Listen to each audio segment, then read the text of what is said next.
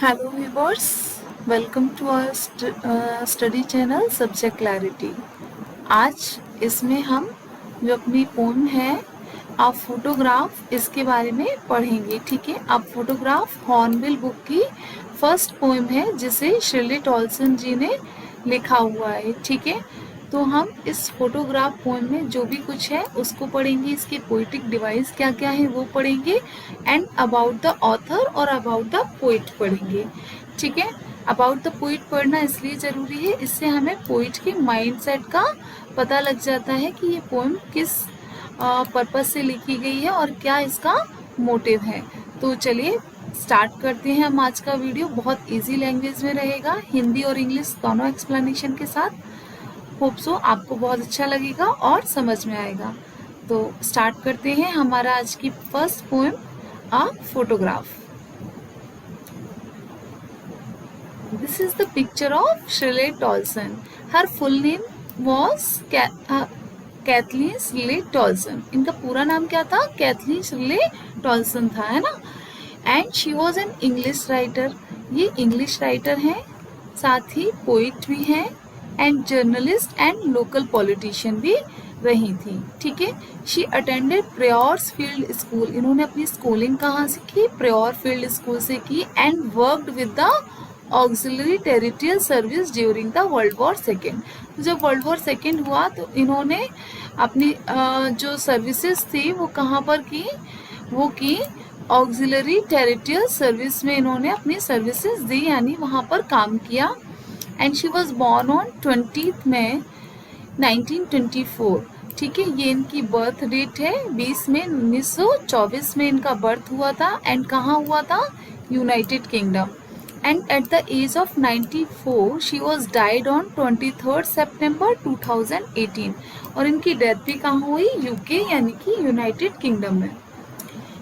She had British nationality. ठीक है, इनकी नेशनलिटी क्या थी? ब्रिटिश नेशनलिटी थी और ये एक ब्रिटिश पोइट थी।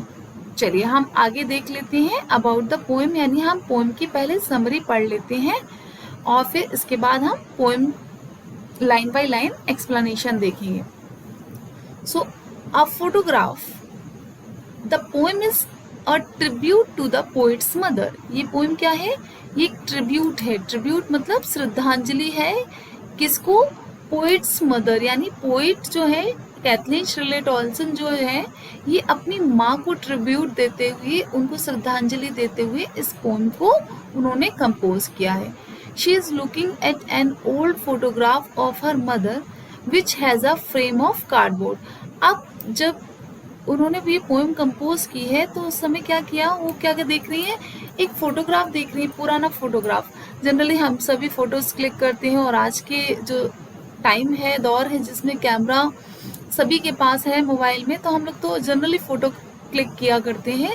लेकिन जबकि ये बातें, जब इनकी मदर की बातें, यानी बहुत छोटी थी इनकी मदर, उस समय कैमराज जो थे वो इतने कॉमन ट्रेंड में नहीं होते थे। ठीक है, मोबाइल्स नहीं होते थे, तो कैमरा से फोटो ओकेजनली ही क्लिक की जाती। तो वो एक ओल्ड फोटोग्राफ है जो किसका बना हुआ है? It has a frame of cardboard, जो कि कार्डबोर्ड से बना है। और वो किसका फोटोग्राफ है? हर मदर, यानी पोइट्स की मदर का है। The picture has 3 girls in which the middle one is the oldest and tallest. तो पिक्चर 3 गर्ल्स की है, उसमें जो मिडिल में यानी बीच में जो खड़ी है, यानी 3 लड़कियां, एक यहाँ और एक यहाँ है। तो ये जो बीच वाली गर्ल है ये कौन है? Is the oldest and tallest. ये सबसे, उन तीनों में से सबसे बड़ी है और सबसे लंबी है। इट इज हर मदर, और ये कौन है? ये हमारी पोइट जो है उनकी मदर है। When she was 12 years old और सो। और ये फोटोग्राफ कब की है? जब उनकी माँ कितने ईयर की रही होंगी? 12 years के आसपास। Beside her on both sides are her 2 cousins। और बिसाइड यानी उनके जो आसपास, यानी ये और ये जो हैं, ये कौन है?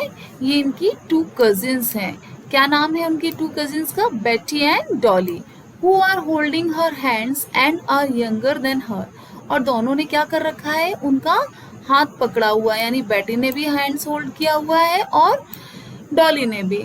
दोनों ने ही उनकी मदर जो है उसका उनका हाथ होल्ड किया हुआ है और दोनों ही उनकी मदर से छोटी हैं. Both are younger than her. They went for paddling on a beach holiday. दोनों वो तीनों ही लोग किस लिए गई हैं? वो बीच पर गई हैं अपनी हॉलीडे स्पेंड करने के लिए. और पैडलिंग, पैडलिंग मतलब यानी वॉक ऑन फुट. ठीक है, पैदल चलना. जैसे हम पैडल करते हैं साइकिल में भी, तो पैडलिंग जो हमारी फुट एक्सरसाइज है, जो हम पैदल चलते हैं, उसको बोलते हैं. Her uncle took the photograph then. और वो फोटोग्राफ क्लिक किसने किया है? हर अंकल, यानी उनकी मदर के जो अंकल हैं उन्होंने उस फोटोग्राफ को लिया है.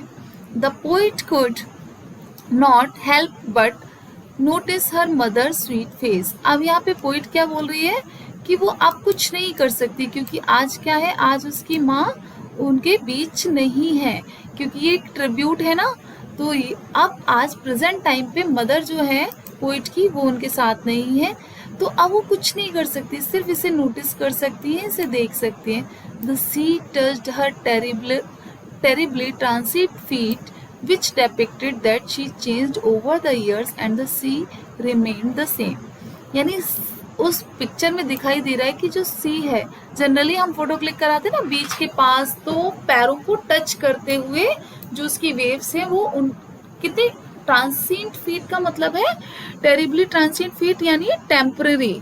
ये एक्शन परमानेंट नहीं. हम लोग जाते हैं, जैसे बीच पे कई लोग जाते हैं और अच्छा लगता है उन्हें, वहां पर अपने फीट बनाते हैं या कुछ घर बनाते हैं, तो वो सब क्या होते हैं, वो टेरिबली ट्रांसिएंट होते हैं, क्योंकि वो परमानेंट नहीं होते. जब वहाँ सी की कोई भी वेव आती है तो उसे वॉश अवे कर देती है, यानी उसे बहा देती है. वो फीट परमानेंट नहीं है, वो चेंज हो जाते हैं ओवर द ईयर्स और वहाँ सेम नहीं रहते. जबकि जो सी है वो आज भी उस फोटोग्राफ में जैसा है वैसे का वैसा रिमेन सेम है, उसमें कोई चेंज नहीं है.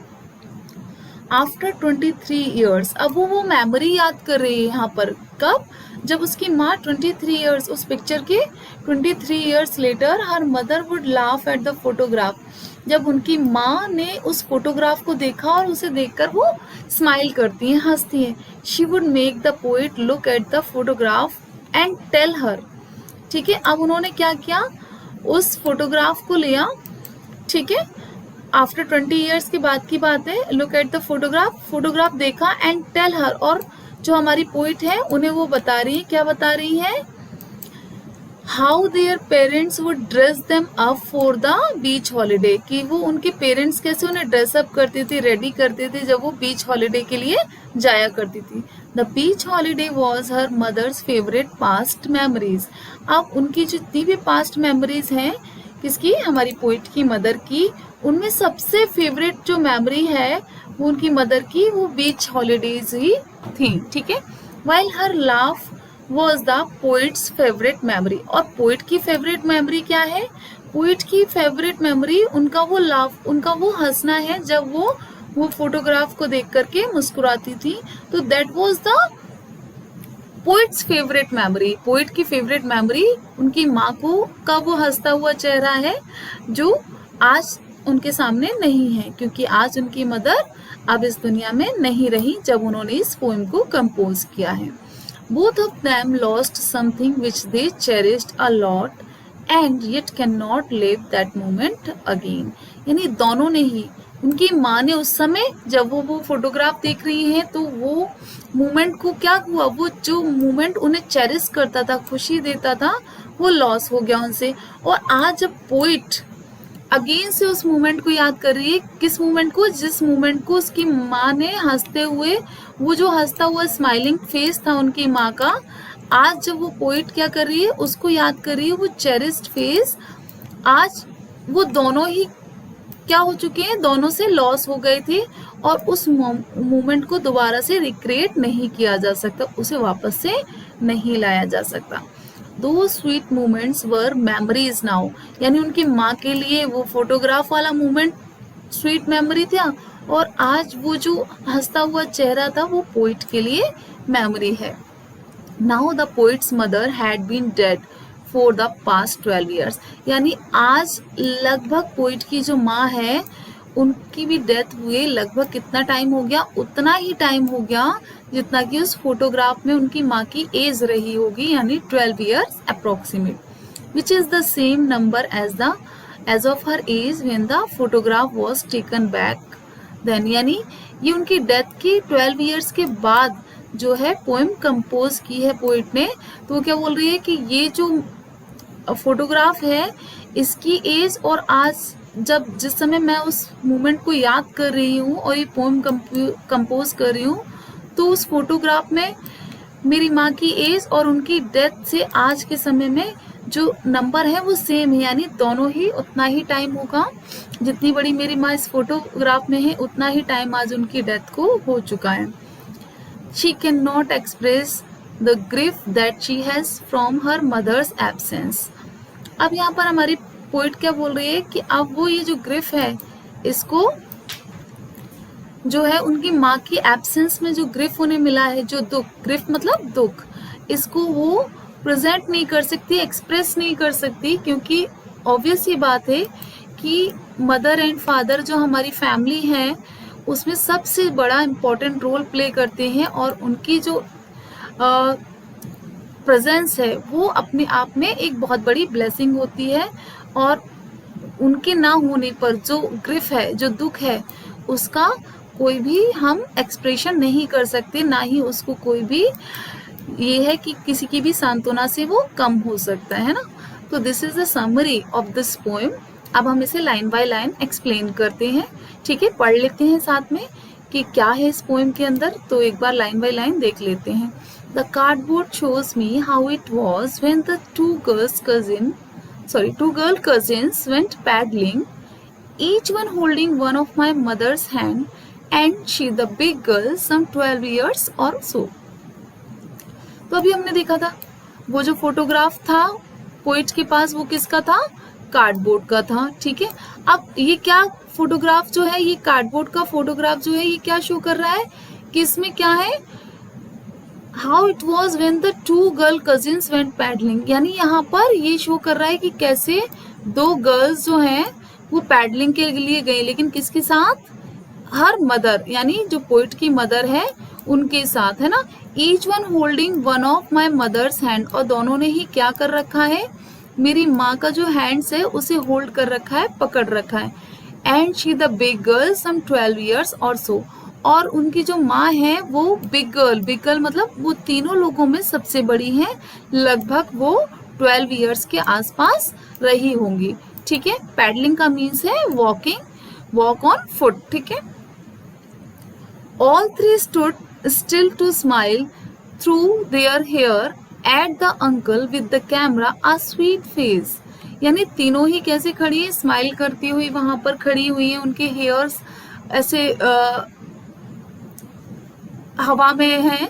तो और उनके अंकल जो है वो क्या कर रहे हैं, विद द कैमरा क्या कर रहे हैं, इस मेमोरी को कैप्चर कर रहे हैं, किसमें, उस फोटोग्राफ में। A sweet face my mother's, और मेरी माँ का जो स्वीट फेस है, that was before I was born, ठीक है। यानी इसमें वो पोइट क्या बता रही है हमारी,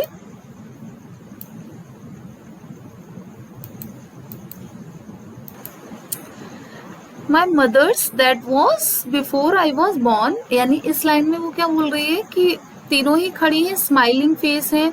ये देखो यहाँ पर पिक्चर भी आपको दी हुई है, ये दिख रही है, ये जो है ये थोड़ी बिग गर्ल है और ये दोनों थोड़ी सी छोटी हैं, दोनों ही कजिन्स हैं, दोनों ही यंगर हैं। और ये जो है ये हमारी पोइट्स की मदर हैं और ये होल्ड किए, देखो दोनों ही गर्ल्स जो हैं बिसाइड ऑफ हर मदर, दोनों ने ही क्या किया है, होल्ड कर रखा है उनकी माँ का हैंड्स। और क्या बता रहे हैं, अंकल क्या किए हुए हैं, कैमरा को कैप्चर किए हुए हैं, यानी कैमरा से जो फोटो फ्रेम है वो क्लिक कर रहे हैं।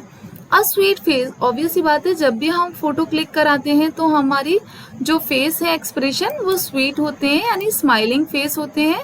हम लोग स्माइल के साथ एक फोटो कैप्चर कराते हैं, तो उनकी जो मदर और कजिन्स हैं वो भी स्वीट फेस, यानी वो जो बहुत जो स्माइल के साथ जो फेस है, बड़ा ही प्यारा सा फेस उसको अपनी माँ का याद आता है और दिखाई देता है उस फोटो के अंदर। My mother's that was before I was born, और डेफिनेटली ये जो फोटो है ये बहुत यंग एज का है, यानी पोएट के जन्म से बहुत पहले ये फोटो कभी क्लिक किया गया था, है ना। And the sea which appears to have changeless, आप क्या बता रहे हैं कि ये बहुत यंग एज का फोटो है। इसके बाद ह्यूमंस में तो काफी ज्यादा चेंज होता है, इसके बाद उनकी माँ में बहुत ज्यादा चेंज आया, लेकिन ये जो सी, ये जो समुद्र दिखाई दे रहा है इस फोटो के अंदर, इट इज रिमेन चेंजलेस, यानी इसके अंदर कोई भी चेंज नहीं आया। ये अभी भी कैसा है, वैसे का ही वैसा है, इसमें कोई चेंज नहीं है, ठीक है। And the sea which appears to have changeless, उसके अंदर कोई भी चेंज नहीं है। Washed their terribly transient feet, यानी ये क्या करता है, जो वहां पर मेरी माँ के फुटप्रिंट रहे होंगे, ठीक है, वो परमानेंट नहीं थे। टेरिबली ट्रांजिट फीट मतलब जो परमानेंट नहीं है, टेम्परेरी है, तो उसे क्या कर दिया होगा इस सी ने, इसकी वेव्स ने वॉश कर दिया होगा, धो दिया होगा। अब वो जो फुटप्रिंट्स हैं वो वहां पर नहीं होंगे, ठीक है। ट्रांजिट मीन शॉर्ट टर्म या टेम्परेरी। चलिए नेक्स्ट देख लेते हैं।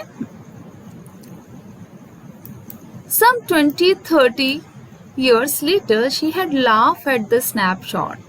See, Betty and Dolly, she did say, and look how they dressed us for the beach, the sea holiday. यानी अब वो कितने टाइम के बाद, लगभग 20-30 ईयर्स के बाद आज वो क्या कर रही है, कौन, उनकी माँ जो है वो हंस रही है। क्यों हंस रही है, एट द स्नैपशॉट, उसी फोटो फ्रेम को देखते हुए उनकी माँ को हंसी आ जाती है। हम भी जब अपनी पुरानी मेमोरीज देखते हैं, फोटोज देखते हैं, तो कई बार हमारे चेहरे पे भी खुशी आ जाती है। तो स्नैपशॉट, स्नैपशॉट का मतलब भी फोटोग्राफ होता है, तो उस स्नैपशॉट को देखकर उनकी माँ जो है वो हंस रही है, ठीक है। और ये कितने टाइम के बाद देख रही है, after 20-30 years later.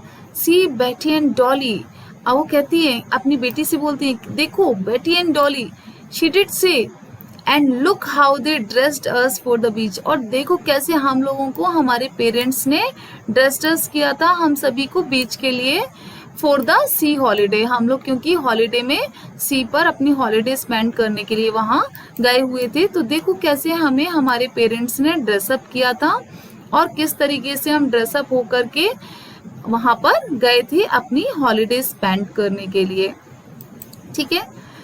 Next, was her past mine is her laughter, अब उनके लिए तो उनका वो पास्ट जो फोटोग्राफ के अंदर है, किसके लिए, मदर के लिए।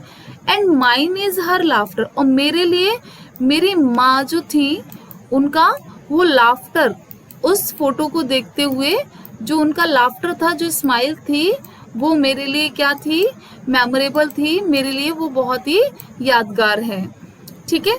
तो वॉज हर पास्ट, उनके लिए उनका वो पास्ट, और मेरे लिए हर लाफ्टर, उनका वो हंसना फोटोग्राफ को देखते हुए। Both free with the laboured ease of loss, दोनों ही जो है ऐसा लॉस है जिसे कभी भी हम रिकवर नहीं कर सकते, ठीक है। व्री मीन्स आयरनिक मकिंग, यानी यहाँ पे थोड़ा सा हंसते हुए, मकिंग करते हुए, आयरनी सेंस में कहा है कि ये एक ऐसा लॉस है जिसे हम रिकवर नहीं कर सकते, इस टाइम को, इस मोमेंट को हम कभी भी वापस नहीं ला सकते। इट इज अनचेंजेबल, इसमें कोई भी चेंज नहीं किया जा सकता, ये ऑलरेडी पास हो चुका है, ये लॉस हो चुका है, और हम इस लॉस को कभी भी फुलफिल नहीं कर सकते, ठीक है। Now she has been dead nearly as many years, आज क्या हो चुकी है, उनकी मदर की डेथ हो चुकी है, और कितने ईयर्स हो गए उनकी डेथ को, एज दैट गर्ल लिव्ड, यानी उतने ही साल हो गए जितना कि उस गर्ल को, जो कि उस फोटोग्राफ को वो देखते में है, यानी जितने साल की उनकी माँ फोटोग्राफ में है, नियरली कितना बताया गया है, 12 ईयर्स। तो आज उनकी डेथ को भी लगभग इतना ही समय हो चुका है कि जितना कि उस फोटोग्राफ में वो लिव्ड गर्ल है उसको। And of this circumstances there is nothing to say at all, it's silence silences, अब क्या बोल रही है कि अब कुछ भी सर्कमस्टेंसेस है ही नहीं, देयर इज नथिंग टू से, मेरे पास अब कुछ कहने के लिए नहीं, यानी वो इतना दुखी है, इतनी ग्रिफ में है, इतनी पिटीनेस है उनके अंदर कि वो अपनी जो ग्रिफ है उसको शो नहीं कर पा रही है कि नथिंग टू से, अब मेरे पास कहने के लिए कुछ नहीं है। There is only silence and silences. Silence and silences का मीनिंग यहाँ पर किससे है? डेथ से है। अ कंप्लीट पीस, यानी अब वो स्पीचलेस हो चुकी है, उनके पास कुछ भी नहीं है एक्सप्रेस करने के लिए, सिर्फ एक साइलेंस है जो उनकी मदर के जाने के बाद उनकी लाइफ में आया है। चलिए हम इस पोएम के कुछ पोएटिक डिवाइस देख लेते हैं। तो देखो इस पोएम में एक तो एलिट्रेशन, ऑक्सीमोरन यूज हुआ है और एपिथेट यूज हुआ है।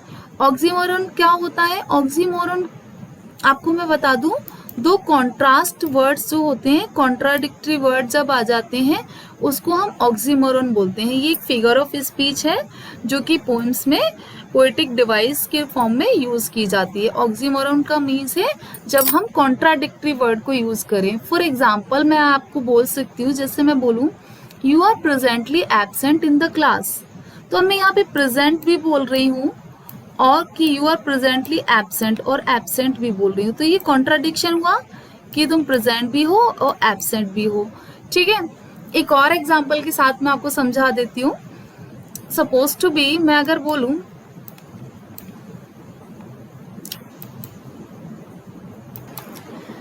The king shows cruel kindness, तो यहाँ पर क्रूअल वर्ड और काइंडनेस दोनों ही कॉन्ट्राडिक्टरी है कि क्रूअल भी है और काइंडनेस भी है इसके अंदर, तो ये क्या है? ये कॉन्ट्राडिक्टरी वर्ड है ना। तो ऐसे ही बहुत सारे एग्जाम्पल हो सकते हैं जहां पर दो अपोजिट वर्ड एक साथ आते हैं, उसको हम ऑक्सीमोरन्स बोलते हैं। ठीक है, जैसे बिटर स्वीट बोल सकते हैं हम कि ये ट्रुथ इज बिटर स्वीट, कि ये ट्रुथ कैसा है? बिटर स्वीट है। तो ये सारे ऑक्सीमोरन के एग्जाम्पल है। यहाँ पर ऑक्सीमोरन कहाँ यूज हुआ है? देखो लेबर्ड ईज वर्ड यूज किया था ना। लेबर्ड मतलब कठिनाई से और ईज मतलब होता है सिंपल, यानी इजी से, है ना। तो ये दोनों ही कॉन्ट्राडिक्टरी वर्ड है, इसलिए यहाँ पर ये क्या यूज हुआ है? ये कौन सा पोएटिक डिवाइस है? कॉन्ट्राडिक्शन होने की वजह से इसमें ऑक्सीमोरन यूज किया गया है। एपिथेट क्या होता है? A phrase expressing a quality of a person और समथिंग, किसी भी चीज की, किसी भी पर्सन की जब हम क्वालिटी बताते हैं तो उसे हम एपिथेट बोलते हैं। ये एक फिगर ऑफ स्पीच तो कम, फ्रेज ज्यादा है। टू टेरिबली ट्रांजिट, यानी कि यहाँ पर टेम्परेरी होना, एक्शन का टेम्परेरी होना, परमानेंट नहीं होना। ठीक है, ये क्या है? ये एक फ्रेज वर्ड है एपिथेट जो कि यहाँ पर यूज किया गया है। अच्छा, एलिट्रेशन क्या होता है? एलिट्रेशन बहुत सिंपल है इसको समझना। Repetition of a consonant sound, कब, कहाँ पर? बिगिनिंग ऑफ टू और मोर कंसेक्यूटिव वर्ड, यानी एक साथ जो आ रहे वर्ड हैं उनकी बिगिनिंग में जब कंसोनेंट साउंड आता है तो उसकी रिपीटेशन को हम एलिट्रेशन कहते हैं। जैसे हिंदी में बहुत इजीली अगर आपको मैं समझाऊं तो आप समझ पाएंगे कि आपने सुना होगा खड़क सिंह के खड़कने से खड़कती हैं खिड़कियां, एंड चंदू के चाचा ने चंदू की चाची। तो these are the very famous example, इसलिए मैंने ये दो दिए।